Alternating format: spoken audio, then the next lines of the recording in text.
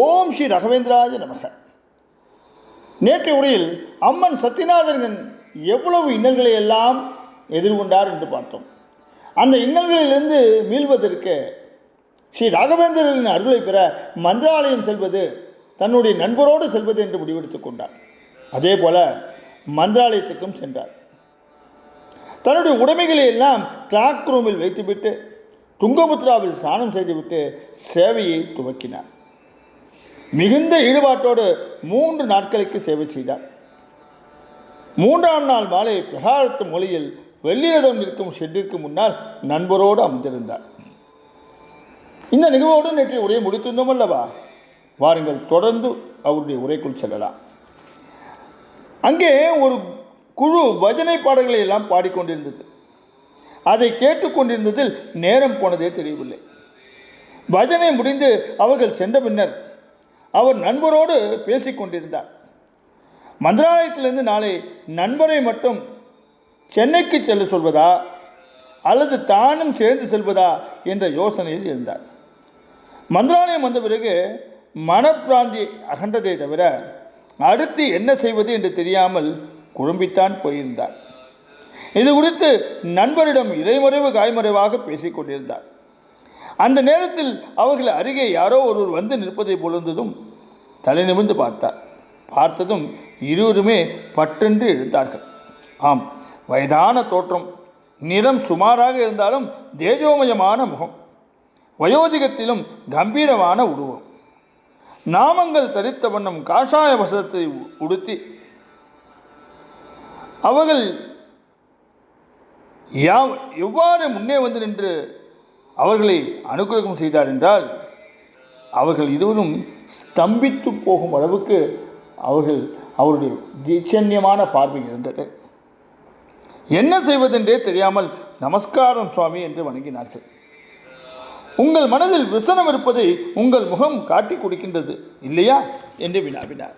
ஆம் சுவாமி, எப்போது நீங்கள் மந்திராலயத்துக்கு வந்துவிட்டீர்களோ அப்பொழுதே உங்களுடைய குழப்பங்கள் எல்லாம் மறைய துவங்கிவிடும். இது எத்தனையோ பேர் வாழ்வில் நடந்திருக்கின்றது. சுவாமி, நீங்கள் எந்த ஊர்? பவ்யமாக கேட்டார்கள். ஊரா? ஊர் என்று எனக்கு தனியாக எதுவும் கிடையாது. ஆனால் பல வருஷக்கணக்காய் இந்த ஊரில் தான் இருந்து வருகின்றேன்.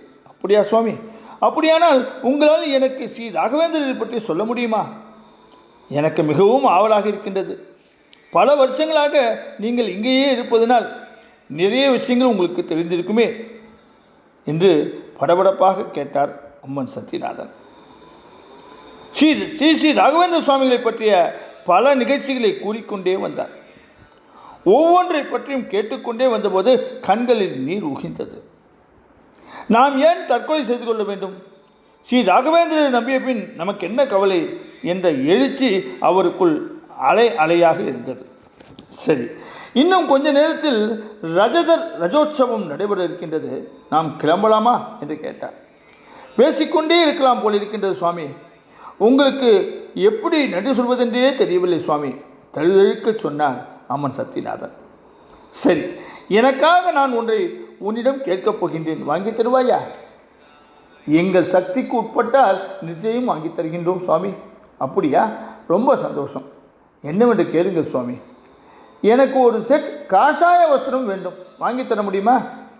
அது எங்கள் பாக்கியம் சுவாமி என்று சொல்லிவிட்டாரே தவிர சென்னை செல்வதற்கு தேவையான பணத்திற்கு அதிகமாக நம்மிடம் இருக்குமா என்ற சிந்தனை பயப்பட்டபோது கையில் இருக்கும் காசுக்கேற்ப வாங்கி தந்திருக்கலாம் போலிருக்கே என்று எண்ணிக்கொண்டிருந்தார். ஒரு விண்ணப்பம் என்றார் அந்த பெரியவர். என்ன சுவாமி? காஷாய வஸ்திரம் வாங்கி தருவது குறித்து சந்தோஷம், ஆனால் நான் எதை கேட்கின்றனோ அதைத்தான் வாங்கி தர வேண்டும், முடியுமா? முடியும் சுவாமி, முடியும் என்று தயங்கியவாறே சொன்னார். குருராஜா, நீயே துணை என்று ஸ்மரித்து கொண்டார். நம்மிடம் எவ்வளவு பணம் இருக்கின்றது என்று பார்க்காமல் எப்படி ஒப்புக்கொண்டாய் என நண்பன் அவர் காதில் லேசாக கிசகிசித்தான். ஏதோ தோன்றியது சொல்லிவிட்டேன். உனக்கு இஷ்டமில்லை என்றால் சென்னைக்கு சென்றதும் பணத்தை கொடுத்து விடுகின்றேன். எனக்கா இஷ்டமில்லை? அவர் சொல்லும் காவி செட்டு எவ்வளவு விலையோ என்னவோ, ரயில் சார்ஜுக்கு பணமில்லாமல் போய்விட்டால் என்று கேட்டான். என்ன நேரமாகிறதே கடைக்கு போகலாமா? அந்த பெரியவர் சொன்னதும் போகலாம் சுவாமி என்றவாறு அவரை பின்தொடர்ந்தார்கள். சென்றவர் ஒரு கடையின் முன்னாக நின்றார். அங்கே தொங்கிக் கொண்டிருந்த காஷாய வஸ்திரங்களை ஒன்றை காண்பித்தார். அதற்குள் அவரது நண்பரிடம், சேஷகிரி, நீ இங்கே இரு, ரயில் பஸ் போன்றவற்றுக்கு பணத்தை எடுத்து வைத்துவிட்டு மீதம் இருப்பதை எடுத்து வருகின்றேன் என்றார் அம்மன் சத்யநாதன். அப்படி குறைந்தால் நீ எதுவும் இப்போது பேசாதே, நான் வந்து பார்த்து கொள்கின்றேன். கடைக்காரரிடம் நமது நிலையை சொல்லி சென்னைக்கு சென்று மீதத்தை அனுப்பிவிடலாம் என்று சொல்லி கிளாக் ரூமுக்கு ஓடினார். சென்னை செல்வதற்கான பணத்தையும் மேற்படி 5 ரூபாயையும் எடுத்து வைத்துவிட்டு மீதம் இருக்கும் பணத்தை எண்ணிக்கூட பார்க்காமல் எடுத்து கொண்டு ஓடி வந்தார். மேல் மூச்சு கீழ் மூச்சு வாங்கியது. கையில் இருந்த பணத்தை அப்படியே கடைக்காரரிடம் கொடுத்து, இதில் எவ்வளவு இருக்கின்றதென்றோ தெரியவில்லை, பாருங்கள் ஐயா என்றார். எவ்வளவு குறைகின்றதோ என்று மனம் திக் திக்கென்று அடித்து கொண்டது. விலையை கேட்கவில்லை, ஆனால் பைசா கணக்கில் கூட மிக சரியாக இருக்கின்றதே. எப்படி நீங்கள் இந்த விலையை தெரியாமல் கரெக்டாக இந்த பணத்தை கொடுத்தீர்கள் என்று கடைக்காரர் கேட்டபோது அவருக்குள் மின்சாரம் பாய்வது போல இருந்தது. மேற்கொண்டு நான் எதுவும் தர வேண்டியதில்லையே என்று அவரிடம் கேட்டு உறுதிப்படுத்தி கொண்ட போதே பிறகு அவர் உள்ளத்திலே ஆனந்தம் பொங்கி பிரவாகித்தது. அவருக்கும் அவர் நண்பருக்கும் ஆச்சரியமான ஆச்சரியம். ஒரு ராஜா, என்னால் இதை நம்ப முடியவே இல்லையே என்று உள்மனம் சொல்லி கொண்டிருந்தது. இந்த காஷாய வஸ்திரம் எனக்கு ரொம்பவும் பிடித்திருக்கின்றது என்று பெரியவர் புன்னகைத்தவரை சொன்னார். நமஸ்காரம் செய்கின்றோம் சுவாமி என்றதும், வேண்டாம் அப்பா, பிருந்தாவனத்துக்குள் கொண்டு வந்து கொடுத்து நமஸ்கரியுங்கள் என்று சொன்னதும் ஆவலாய் அவருடன் சென்றார்கள். தொடர்ந்து என்ன நடந்தது நாளை உரையில் பார்ப்போமா? ஓம் ஸ்ரீ ராகவேந்திராய நமக. ஓம் ஸ்ரீ ராகவேந்திராய நமக. ஓம் ஸ்ரீ ராகவேந்திராய நமக.